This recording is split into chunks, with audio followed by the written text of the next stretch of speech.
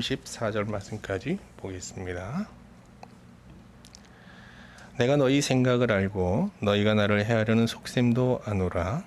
너희의 말이 귀인의 집이 어디 있으며 악인이 살던 장막이 어디 있느냐 하는구나. 너희가 길 가는 사람들에게 묻지 아니하였느냐? 그들의 증거를 알지 못하느냐? 악인은 재날의 날을 위하여 남겨둔 바 되었고 진노의 날을 향하여 끌려가느니라. 누가 능히 그의 면전에서 그의 길을 알려주며 누가 그의 소행을 부응하랴.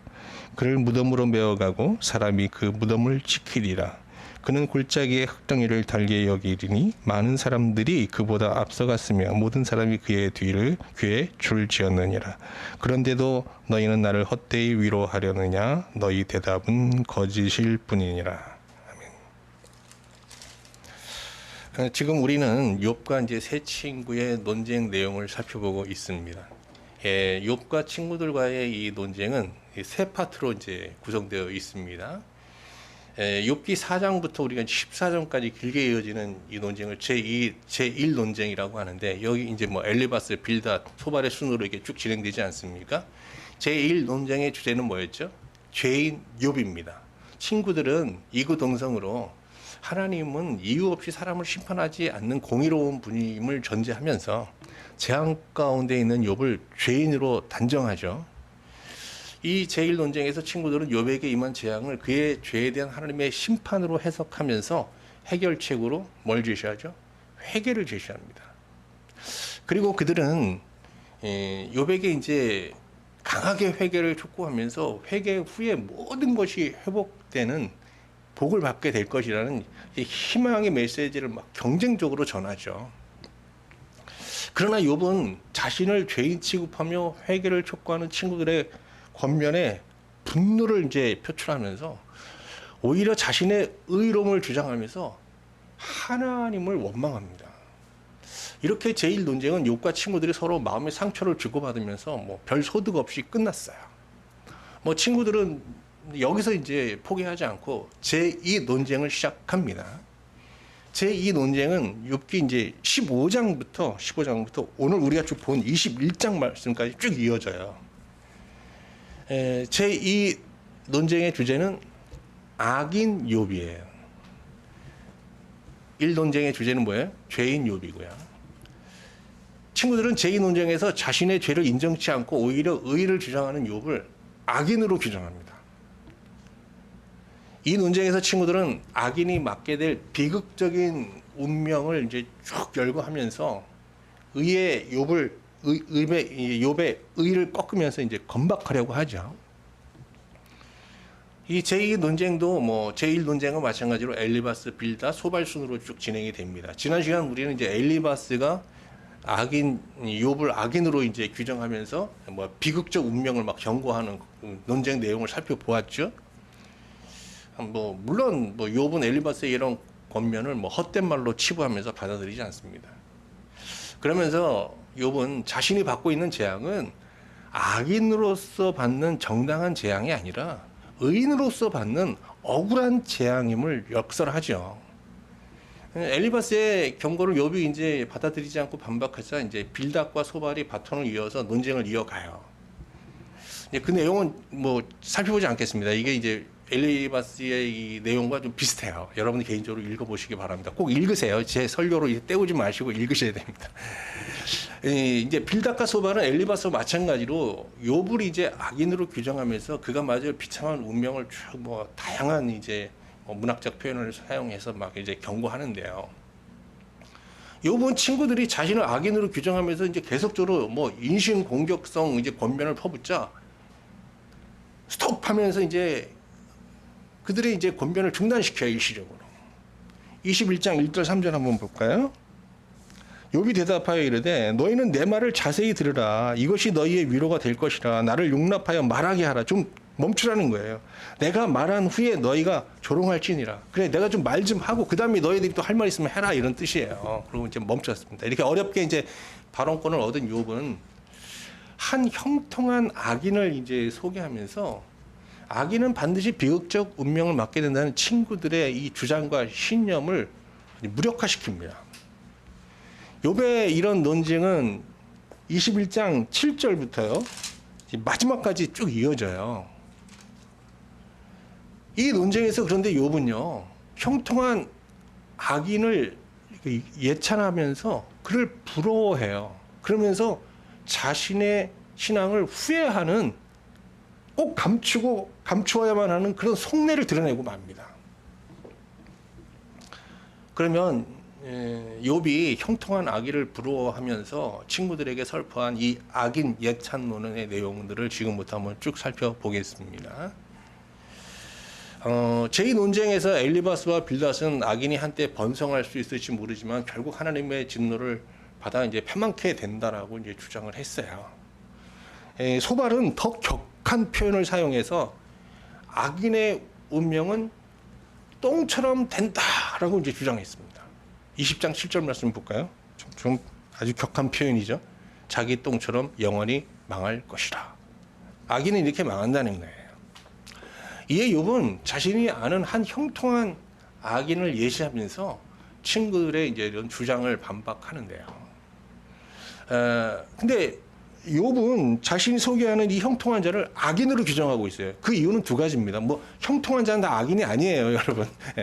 그 이유, 첫 번째 이유는요, 그가 신앙을 저버린 불신자이기 때문입니다. 21장 14절 15절 한번 볼게요. 이거를 우리가 세번역 성경으로 한번 보겠습니다. 그런데도 악한 자들은 자기들을 그냥 내버려 두라고 하나님께 불평한다. 이렇게 살면 되지 하나님의 뜻을 알 필요가 무엇이냐고 한다. 전능하신 분이 누구이기에 그를 섬기며 그에게 기도한다고 해서 무슨 도움이 되겠느냐고도 한다. 욥이 이 형통한 사람을 악인으로 규정하는 이유는요, 이 사람이 하나님을 믿지 않기 때문이고, 더 나아가서 이 사람이 신앙을 갖지 않는 이유가 뭐예요? 그가, 이 형통한 자가 현세적 복을 얻는데 신앙이 도움이 안 된다는 결론에 이르렀기 때문이에요. 욥이 형통한 자를 악인으로 규정하는 또 다른 이유는요, 이 악인은요, 이 형통한 자는 자신이 이룬 것들을 순전히 자신의 계획과 능력으로 얻은 것이라고 주장하면서 하나님의 도움을 완전히 부정합니다. 여러분, 뭐 이 세상에 사실 성공한 사람들이라는 게 운도 있는 거잖아요. 운이라는 게 다른 말로 하면 뭐 하나님의 도움이잖아요. 근데 이 사람은 그런 걸 전혀 인정하지 않는 거예요. 전적으로 자신의 탁월함에 의해서 얻은 것이라고 이제 과시하고 자랑하는 거예요. 한번 볼까요? 욥기 21장 16절을 세번역 성경으로 볼까요? 그들은 자기들의 성공이 자기들 힘으로 이룬 것이라고 주장하지만 나는 그들의 생각을 용납할 수 없다. 욥도 전에 뭐 이 형통한 악인처럼 뭐 형통한 자였잖아요. 근데 이 형통한 악인과 이 욥은 다른 종류의 부자입니다. 그는 그 전적으로 이제 자신이 받은 그런 부귀영화를 하나님이 주신 것이라고 믿었어요. 그리고 늘 이거에 대해서 감사하며 하나님께 영광을 돌렸죠. 아무튼 욥은 이 형통한 악인을 통해서 악인은 비극적 운명을 만드는 친구들의 주장과 신념을 아주 산산히 부숴버립니다. 먼저 친구들은 악인은 단명한다라고 이제 이렇게 주장하고 있거든요.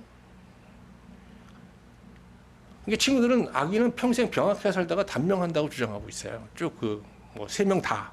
그러나 욥은 악인이라고 다 단명하는 것은 아니라고 반박하면서 형통한 악인, 자신이 아는 이 형통한 악인은 평생 강건하게 살다가 장수했다라는 그런 사실, 장수한 사실을 근거로 제시해요. 21장 7절 말씀 한번 볼게요. 어찌하여 악인이 생존하고 장수하며 세력이 강하냐. 이어 친구들은 악인의 후손은 대를 잇지 못한다라고 이제 주장하고 있습니다.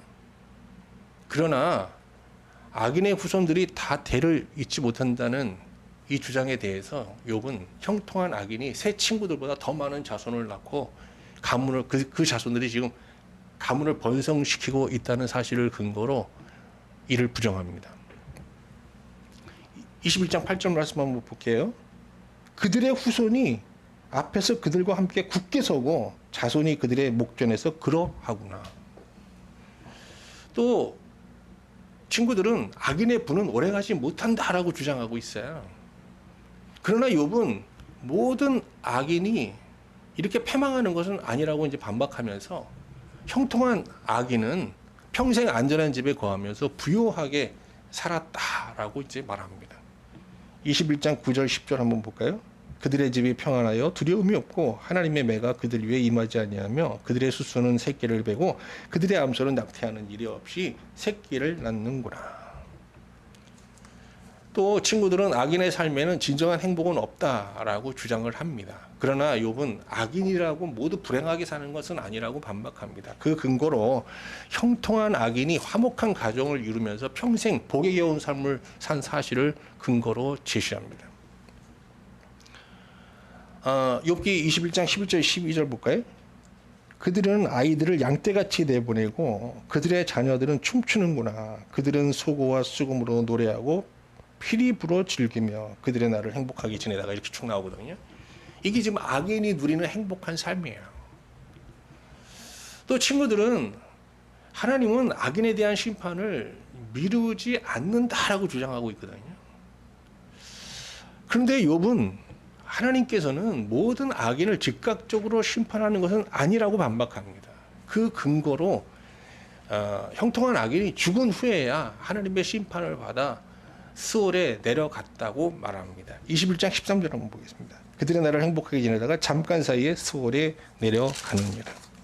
그러니까 이 욥이 아는 형통한 악인은 뭐 악을 범하면서도 평생 평안하게 살다가 죽어서 스올에 내려가면서 그때서야 비로소 이제 하나님의 심판을 받았다는 얘기예요. 또 친구들은 재앙은 악인의 것이다라고 주장하고 있어요. 그러나 욥은 재앙이 꼭 악인에게만 임하는 것은 아니라고 말합니다. 그러면서 욥은 형통한 악인이 평생 동안 어떤 심각한 재앙도 받지 않은 사실을 근거로 제시해요. 17절 18절 말씀 보겠습니다. 악인의 등불이 꺼짐과 재앙이 그들에게 닥침과 하나님의 진노하사 그들을 공gon하게 하시면 몇 번인가. 그들이 바람 앞에 건물같이 폭풍에 날아가는 겨같이 되었도다. 또 친구들은 부모의 죄는 되물림 된다라고 이제 주장하고 있는데요. 그러나 욥은 이를 강하게 부정합니다. 욥기 21장 19절 20절 말씀을 보겠습니다. 너희는 하나님이 아버지의 죄를 그 자식들에게 갚으신다라고 말하지만 그런 말 말하라. 죄 지은 사람들이 벌을 받아야 한다. 그래야만 그가 죄의 죄를 깨닫는다. 죄인은 제 스스로 망하는 꼴을 제 눈으로 보아야 하며 전능하신 분께서 내리시는 진노의 잔을 받아 마셔야 한다. 무너진 삶을 다 살고 죽을 때가 된 사람이라면 제 집에 관해서 무슨 관심이 더 있겠느냐. 또 친구들은 악인은 비참한 임종을 당한다고 주장하고 있거든요. 그러나 욥은 악인이라고 모두 비참한 임종을 맞는 것은 아니라고 또 반박합니다. 23절 25절 말씀 볼게요. 어떤 사람은 죽도록 기운이 충실하여 안전하며 평안하고 그의 그릇에는 젖이 가득하며 그의 골수는 윤택하고 어떤 사람은 마음의 고통을 품고 죽음으로 행복을 맛보지 못하는도다. 그러면서 욥이 아주 이상한 말을 합니다. 사람이 죽으면 모두 평등해진다는 거예요. 21장 26절 말씀 세 번역으로 보겠습니다. 그러나 그들 두 사람은 다 함께 티끌 속에 눕고 말며 하나같이 구더기로 덮이는 신세가 된다. 욥은 사람이 죽으면 차별 없이 흙 속에 넣고 구더기가 그 위에 덮는다고 말하면서 사후세계의 평등을 지금 주장하고 있습니다. 형통한 자가 누리는 세상의 부귀 영화는 죽음 앞에서 사실 모두 아무것도 아닌 정말 나싱이 되잖아요. 이런 면에서 사후세계에서 모든 사람이 평등하다는 욥의 주장은 한편 일리가 있죠. 그러나 성경은 사후세계의 평등을 인정하지 않습니다. 성경이 말하는 사후세계는 영생의 세계와 영벌의 세계로 양분돼요. 만약 욥의 말처럼 사후세계가 절대 평등의 세계라면 현세의 삶을 희생시키면서 사후 영생의 삶을 추구하는 신자는 이 세상에서 가장 어리석고 불쌍한 자들이 되고 마는 거예요. 정말 그야말로 하나님과 친밀한 교제를 하면서 지구한 신앙으로 하나님을 섬겼던 사도 바울은 사후세계의 영벌과 영생의 세계가 있음을 확신했어요. 그래서 그는 이 세상에 사는 동안에 현세의 삶을 무참하게 희생시키면서 영생을 추구하는 극단적인 영생의 삶을 살았거든요. 고린도전서 15장 32절 말씀을 보겠습니다. 내가 사람의 방법으로 에베소에서 맹수와 더불어 싸웠다면 내게 무슨 유익이 있으리요. 죽은 자가 다시 살아나지 못한다면 내일 죽을 터이니 먹고 마시자 하리라.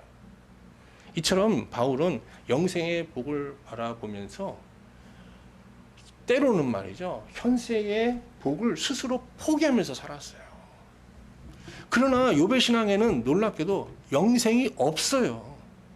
그런 사람이 죽으면 모두 평등해진다고 본 거예요. 뭐 신자나 불신자나 상관없어요. 다 평등해지는 거예요. 그러면 영생을 믿지 않는 욥이 이렇게 철저한 신앙으로 하나님을 섬겼던 이유는 무엇일까요?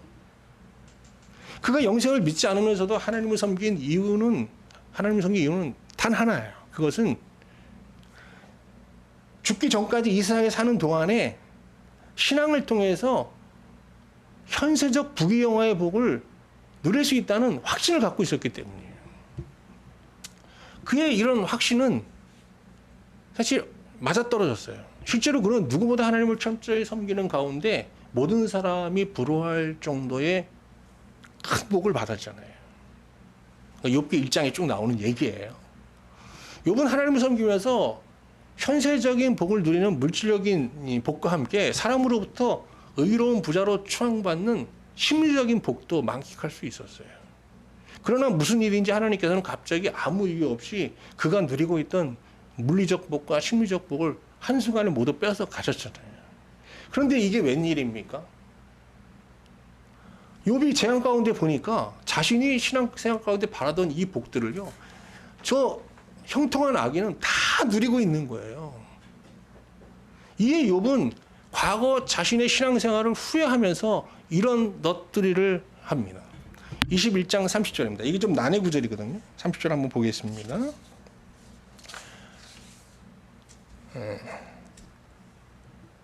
악인은 제날의 날을 위하여 남겨둔 바 되었고 진노의 날을 향하여 끌려가느니라. 이는 하나님께서 진노의 날, 즉 죽을 때까지 악인에 대한 심판을 미루시고 보존하신다는 어떤 자조적인 탄식이에요. 이에 욥은 평생 현세적인 복을 누리며 살다가 화려한 장래로 생을 마감하는 형통한 의인을 이렇게 바라보면서 이 부러운 마음을 그냥 가감없이 드러내요. 32절, 33절 말씀을 세번역 성령으로 한번 보겠습니다. 그가 죽어 무덤으로 갈 때에는 그 화려하게 가꾼 무덤으로 갈 때에는 수도 없는 조객들이 장래 행렬을 따르고 골짜기 흙마저 그의 시신을 부드럽게 덮어준다. 형통한 악인은 지상에서 어떤 고통도 없이 살다가 죽은 후에는 뭐 화려하고 장엄한 장례식으로 생을 이렇게 마무리 짓는 거예요. 근데 그의 장래에는 연일 조문객의 발길이 끊이지 않아요.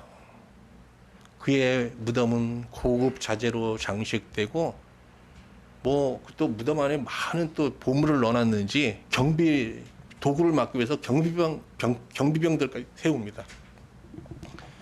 이처럼 욥은 제2 논쟁에서 형통한 악인을 이렇게 예찬하면서 악인은 비극적인 운명을 맞는다라는 친구들의 이 신념과 주장을 무력화시킵니다. 그런데 욥이 어떤 사람이에요? 정말 흠없는 신앙으로 하나님을 섬겼다고 자부하는 사람이잖아요. 근데 이 욥은 이 제2 논쟁에서 악인의 형통을 부러워하면서 신앙을 후회하는, 감추어야만 하고 또 감추고만 싶은 이런 속내를 그냥 드러내고 맙니다. 그런데 성경은 신자가 악인의 형통을 부러워하는 것 자체를 불신앙으로 규정하면서 아주 엄하게 경고하고 있거든요. 잠언 27장 27절 말씀 한번 볼까요? 내 마음으로 죄인의 형통을 부러워하지 말고 항상 여호와를 경외하라. 이 악인의 형통을 부러워하는 이 마음은 하나님보다 세상을 더 사랑하고 물질을 더 사랑하는, 이게 정욕과 탐심의 마음에서 나오는 거예요. 성경은 정욕과 탐심의 마음으로 하나님을 섬기는 일체의 신앙을, 뭐 그가 어떻게 하나님을 섬겼든 상관없이 그 신앙 자체를 우상을 숭배하는 거짓 신앙으로 간주합니다. 여기서 우리는 깜짝 놀랄 이 사실을 발견하게 되죠. 욥이 뭐 화려하고 철저하게 하나님을 섬겼던 욥의 신앙이요, 정욕과 탐욕의 마음으로 하나님을 섬긴 우상 숭배의 신앙이었고 거짓 신앙이었다는 것이 여기서 드러나게 되는 거예요. 나만 놀래고 여러분은 놀라지 않는 것 같아요. 저는 이번에 말씀 보면서 제 논쟁을 마무리 짓는 21장 말씀을 이렇게 보다가 정말 좀 슬프기까지 했어요. 왜? 우리 시대에도 욥과 같은 신자들이 너무 많기 때문이에요. 목사로서 큰 책임도 있고요. 바울 사도는 갈라디아서에서요, 성도들에게 신자는 매일 정욕과 탐심의 마음을 그리스도와 함께 십자가에 못 박고 그리스도의 마음으로 살아야 된다라고 아주 강력하게 외치고 있습니다. 갈라디아서 말씀 한번 볼까요? 그리스도 예수의 사람들은 육체와 함께 그 정욕과 탐심을 십자가에 못 박아야 한다라고 말하고 있잖아요. 신자가 십자가 앞에 나아가 그리스도를 깊이 묵상할 때 그 마음이 그리스도의 마음으로 채워지고 바뀌게 돼요. 우리가 이제 뭐 가톨릭 성지에 가면 이렇게 예수님을 묵상할 수 있는 이렇게 조각상들이 있잖아요. 그래서 거기를 쭉 순례하잖아요. 제가 뭐 좀 잘 몰랐을 때는 저게 무슨 영성에 도움이 될까 했는데 지금 생각하면 한편 도움이 되는 거예요. 우리가 그 예수님을 깊이 묵상할 때 우리 정욕과 탐심의 이 마음이요, 그리스도의 마음으로 바뀔 수 있어요. 그러나 신자가 어쨌든 신자는 이렇게 매일 십자가 앞에 나가서 자기 마음을 그리스도의 마음으로 이렇게 채우면서 살아야 되는 거거든요. 그러나 신자가 마음을 바꾸는 이 경건 생활을 소홀히 하면 욥처럼 말이죠, 정욕과 탐심의 마음으로 하나님을 섬기는 거짓 신앙에 빠지게 되는 겁니다. 그러면 신자가 십자가 앞에 나아가 구해야 할 그리스도의 마음은 어떤 마음일까요? 그리스도의 마음은 뭐 한마디로 얘기하기 어렵지만 아주 간단하게 얘기하면 사랑과 복종의 마음입니다. 생전에 예수님은 하나님의 사랑을 양식으로 삼으면서 그 힘으로 하나님께 복종하는 삶을 살아내셨어요. 그런데 타락 전 첫사람 아담은요, 이 그리스도의 마음을 가지고 있었습니다. 이는 하나님께서 사람을 그리스도의 형상대로 지으셨기 때문이에요. 하나님께서 사람을 그리스도의 형상으로 지으셨다는 것은 사람의 마음에 그리스도의 마음을 복제하여 넣어주셨다는 것입니다. 타락 전 첫사람 아담은 에덴에서 그리스도의 마음, 즉 사랑과 복종의 마음을 가지고요, 하나님의 사랑으로 배부름을 취하면서 하나님께 복종하는 삶을 살아냈어요. 거기 뭐 창세기 2장에 보면 잘 나오잖아요. 그러나 이제 사탄의 유혹에 미혹되면서 아담은 사랑과 복종의 마음을 상실하고 마귀의 영향을 받아서 정욕과 탐심의 마음으로 살게 되죠. 예수 그리스도께서는 가난한 심령으로 하나님을 섬기는 자기 백성을 구원하시고자 이제 이 세상에 오셨잖아요. 여기서 가난한 심령이라는 것은 정욕과 탐심의 마음을 가지고 하나님께 복종하며 살고자 하다가 번번이 실패하면서 상하고 통회하는 심령으로 하나님을 찾는 자들을 말하는 거거든요. 세상에 오신 예수 그리스도께서는 이런 자들을 구원하시기 위해 이제 여러 사역을 하는데, 뭐 예수님의 첫 사역을 한번 볼까요? 예수님의 첫 사역은 사탄의 시험을 물리치는 것이었어요. 사탄은 예수님 앞에 세상의 영광을 이렇게 쭉 펼쳐 보이면서 사랑과 복종의 마음을 정욕과 탐심의 마음으로 바꾸기만 하면 이 모든 것이 다 내 것이 될 수 있어 라고 이제 유혹을 합니다. 예수님은 잘 차려진 밥상을 그냥 냅다 걷어차듯이 말이죠, 사탄이 펼쳐놓은 이 세상의 영광을 걷어차버리십니다. 그러면서 사탄아 물러가라 라고 소리치셨어요. 참된 복종의 신앙은 마음을 바꾸고 바뀐 마음을 지키는 데서부터 시작되는 거예요. 예수 그리스도를 믿음으로 그와 연합한 신자는 매일 정욕과 이 탐욕의 마음을 십자가에 못 박고 그리스도의 마음, 즉 사랑과 복종의 마음으로 살아가야 하는 것입니다. 그리스도의 마음으로 사는 신자는 욥처럼 형통한 악인을 결코 부러워하지 않습니다. 반면 신자는 하나님의 사랑을 양식으로 삼으며 주어진 하루하루를 온전히 복종하며 생명의 길을 향해 걸어가는 신령한 의인, 정말 나그네 같은 삶을 사는 자들을 부러워하죠. 실상 모든 사람은 하나님으로부터 세상으로 보내진 자들이에요. 우리는 보냄받은 자들이거든요. 사람은 하나님에 의해서 세상으로 보내진 자들인데, 이제 이 세상에서 이제 생을 마치면 또 하나님께 돌아가게 돼요. 그런데 하나님이 이 사람들을 이 세상에 보내시면서 그 거주지와 연대를 다 다르게 하셨어요. 어떤 이는 부유한 나라와 가정에서 자라고, 어떤 이는 가난한 나라와 가정에서 자라고, 어떤 이는 강건한 모습으로 장수하는 인생을 사는가 하면, 어떤 이는 병약한 모습으로 단명하는 인생을 살기도 하고, 어떤 이는 탁월하고, 어떤 이는 좀 전응하고, 어떤 이는 빼어난 외모를 갖고 태어나기도 하지만, 어떤 이는 좀 부족한 외모를 갖고 태어나기도 하고, 다양한 거죠. 그런데 하나님께서 세상에 다양한 거처지에서 다양한 연대를 사는 자기 백성들에게 바라는 궁극적인 뜻은 똑같아요. 하나예요. 그것은 이 세상에서 세상을 사랑하는 정욕과 탐심의 마음을 버리고 사랑과 이게 복종의 마음으로 하나님을 사모하고 하나님 나라를 사모하는 그런 자들로 변하기를 바라시는 거예요. 사람이 정해진 연대를 다 살고 나서 죽으면 하나님께서 그들을 부르십니다. 그래서 우리 하나님께 돌아가야 되는데요. 시편 90편 3절 말씀 보겠습니다. 주께서 사람을 티끌로 돌아가게 하시고 말씀하시기를 너희 인생들은 돌아가라 하셨사오니. 물론 사람들이 돌아갈 곳은 욥이 말하는 구더기가 들끓는 흙 속이 아니죠. 모든 사람이 죽은 후 돌아가야 될 곳은 아버지 집입니다. 그러나 모든 사람이 아버지 집으로 돌아갈 수 있는 것은 아닙니다. 물론 예수 그리스도를 믿고 매일 정과 욕심의 마음을 십자가에 못 박고 정말 사랑과 복종의 마음으로 살고자 몸부림치며 사는 신자는 누구든지요 아버지 집에 넉넉히 들어가고 돌아가게 됩니다. 그러나 예수님을 믿든 안 믿든 악인의 형통을 부러워하는 정욕과 탐심의 마음으로 산 자들은요, 아버지의 집으로 돌아갈 수 있다고 장담할 수 없습니다. 왜? 성경은 사고 아버지 집으로 돌아가는 영생의 삶과 함께, 영생의 세계와 함께 아버지 집과 완전히 동떨어져 있는 영벌의 세계를 동시에 언급하고 있기 때문입니다.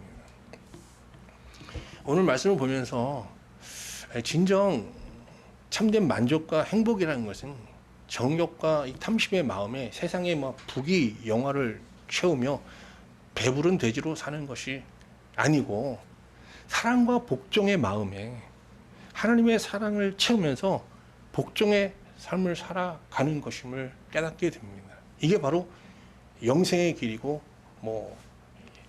생명의 길이잖아요. 그렇습니다. 참된 만족과 행복은 십자가 앞에 나아가 정욕과 탐심의 마음을 그리스도의 마음으로 이 바꾸는 데서부터 시작되는 거예요. 여러분 모두 이 한 주를 그리스도의 마음으로 시작할 수 있기를 바랍니다.